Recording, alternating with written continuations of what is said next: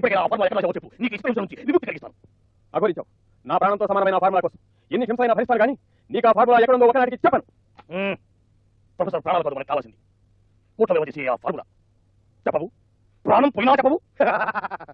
అంటే నీ కంటికి నేనంతా అసమర్థుడా కనిపిస్తున్నారా? ఫార్ములా ఎక్కడుందో నీకే కాదురా, నీ తల్లో చేతి తెప్పిస్తాను. జగ్గు ప్రయోగించు మన సూపర్ పవర్ని.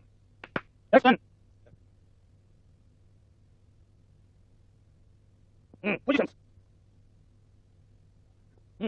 ప్రారంభించండి. ఇది కవిత్వం కాదు, నాలోని కర్షణ. నాది కవిత్వం కాదు, నాలో రేగే సంకర్షణ. నేను రాయను, సంఘం నన్ను ప్రేరేపించకపోతే. నేను పాడను, ప్రకృతి నన్ను ప్రకోపించకపోతే. నేను ఎందుకు రాయాలి?